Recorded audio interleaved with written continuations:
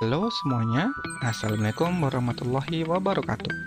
Sebelum melanjutkan videonya, silahkan klik tombol like, share, dan subscribe. Bagi yang belum ya, karena subscribe dari kalian membantu saya menyebarluaskan ilmu yang bermanfaat ini. Terima kasih, selamat menonton. Assalamualaikum warahmatullahi wabarakatuh. Kembali lagi bersama saya dalam pelajaran ekonomi di kelas 12. Pada kesempatan kali ini, kita akan membahas tentang persamaan dasar akuntansi. Ya. Untuk selanjutnya, kita akan membahas tentang pengertian persamaan dasar akuntansi. Persamaan dasar akuntansi adalah persamaan yang menggambarkan posisi di mana jumlah aset atau harta sama dengan jumlah liabilitas atau utang ditambah jumlah ekuitas ataupun modal. Jadi, persamaan dasar itu adalah jumlah aset sama dengan jumlah utang atau liabilitas ditambah dengan jumlah ekuitas. Antara aset, liabilitas dan juga ekuitas itu harus seimbang. Maka rumusnya dapat diberikan sebagai berikut. Aset atau harta yaitu liabilitas atau utang ditambah dengan ekuitas atau modal. Jadi, ketika liabilitas ditambah dengan ekuitas, jumlahnya sama dengan aset atau harta. Jadi, nilainya harus seimbang antara aset, liabilitas, dan juga ekuitas. Jadi, apabila jumlahnya tidak seimbang, maka telah terjadi kesalahan dalam pencatatan.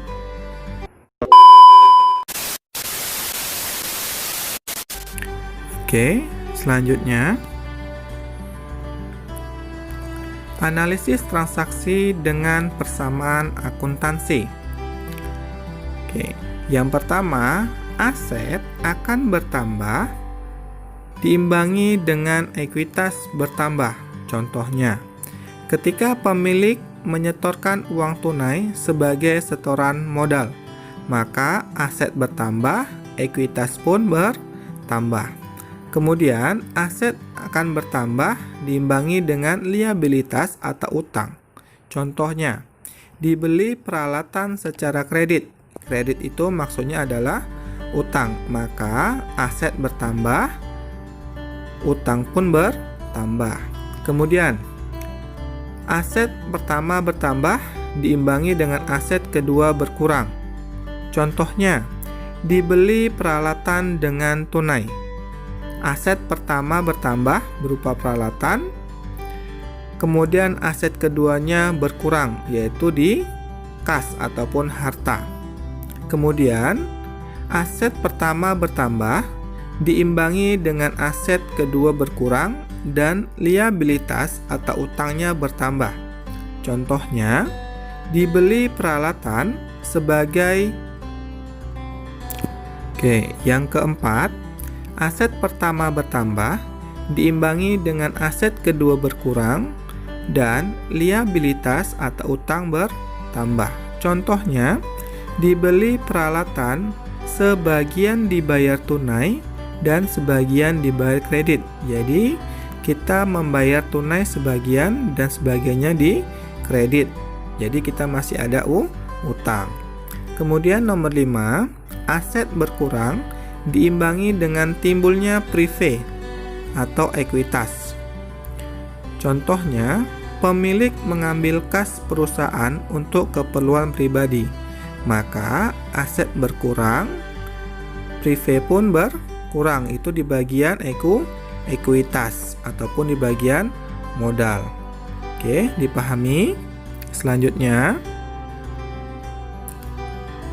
yang keenam, aset berkurang diimbangi dengan timbulnya beban atau ekuitas berkurang. Contohnya, dibayar per kas atau beban listrik. Kemudian, perlengkapan kantor yang terpakai pada akhir periode. Jadi aset akan berkurang. Begitu juga dengan modal atau ekuitas. Kemudian nomor 7, aset bertambah diimbangi dengan timbulnya pendapatan atau ekuitas. Contohnya, diterima perkas pendapatan jasa dari pelanggan. Berarti perusahaan mendapatkan uang ataupun mendapatkan pendapatan, maka aset bertambah, ekuitas pun bertambah. Kemudian, aset berkurang diimbangi dengan kewajiban berkurang. Dibayar utang kepada kreditur dengan tunai, maka harta berkurang ataupun aset berkurang diimbangi dengan utang berkurang. Kemudian yang terakhir, aset 1 berkurang diimbangi kewajiban berkurang dan timbul beban, yaitu di ekuitas berkurang. Contohnya, dibayar utang beserta bunga pinjaman kepada bank. Jadi uang kita berkurang karena membayar utang, kewajiban ataupun utang kita juga berkurang. Oke. Selanjutnya, untuk lebih jelasnya ataupun lebih memahami materi ini, perhatikan baik-baik contoh transaksi dan pencatatan persamaan akuntansi berikut ini. Tanggal 1 Juli, Tuan Arif menyetorkan uang tunai ke perusahaan sebesar 5 juta. Persamaan dasar akuntansinya yaitu ketika Tuan Arif menyetorkan uang, maka kas akan bertambah, modal juga bertambah senilai 5 juta. Oke, kemudian contoh kedua, pada tanggal 3 Juli dibeli peralatan sebesar 3 juta dari PT Widya secara kredit. Ingat ya, secara kredit. Maka di sini akan bertambah peralatan dan juga utang usaha karena dibeli secara kredit. Maka peralatan bertambah 3 juta, utang bertambah 3 juta. Maka diturunkanlah di bagian saldo. Kas tadi pada transaksi pertama senilai 5 juta, kemudian peralatan 3 juta, utang usaha 3 juta, modal Arif adalah 5 juta. Ini adalah saldo.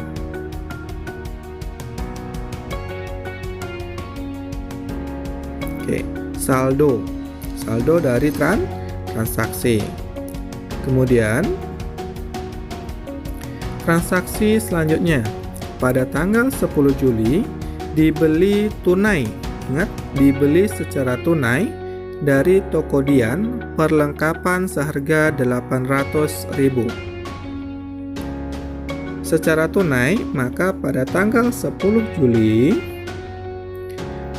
berkurang 800. Ingat, ketika berkurang maka akan ada tanda kurang di bagian sebelum angka, yaitu 800.000.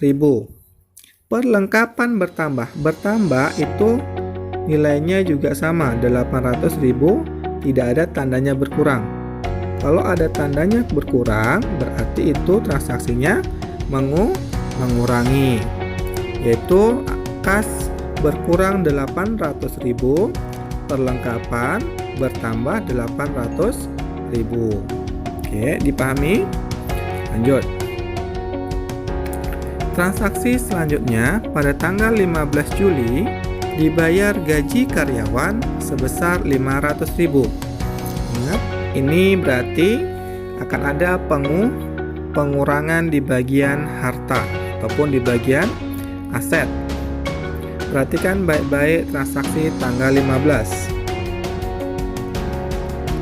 Dibayar gaji karyawan sebesar 500.000 rupiah. Berarti tandanya ada berkurang. berkurang di bagian kas senilai 500.000. Kemudian di bagian modal sebesar 500.000. Ingat, sama-sama berkurang. Sama-sama berkurang. Di bagian aset itu kasnya berkurang 500.000, maka modal Arif pun berkurang 500.000. Maka saldonya adalah 3.700.000 di bagian kas, perlengkapan 800.000, peralatan 3 juta, utang usaha 3 juta, dan juga modal Arif berkurang tinggal 4.500.000. Lanjut. Transaksi selanjutnya. Tanggal 18 Juli diterima dengan tunai pendapatan sebesar 4 juta. Kalau diterima pendapatan berarti kas bertambah tanggal 18 4 juta, modal bertambah 4 juta. Maka 4 juta di bagian kas ditambah dengan 3.700.000, maka totalnya adalah 7.700.000. Begitu juga dengan di bagian modal Arif. Modal Arif ada pemasukan sebesar 4 juta, kemudian ditambah dengan 4.500.000, maka totalnya adalah 8.500.000. Kemudian pada tanggal 26 Juli dibayar utang per kas. Berarti utangnya menggunakan kas dibayarnya senilai 2 juta. Transaksi ke-26 pada tanggal 26 yaitu berkurang di bagian kas sebesar 2 juta. Kemudian di bagian utang usaha berkurang karena sudah dibayar sebesar 2 juta, maka utang perusahaan tinggal 1 juta. Kemudian di bagian aset yaitu kas tinggal 5.700.000 karena sudah dikurangi sebesar 2 juta. Kemudian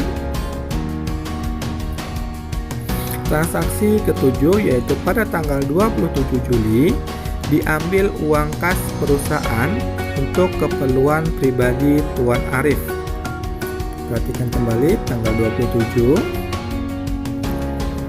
diambil berarti ada pengurangan. Perhatikan tandanya yaitu ada minus.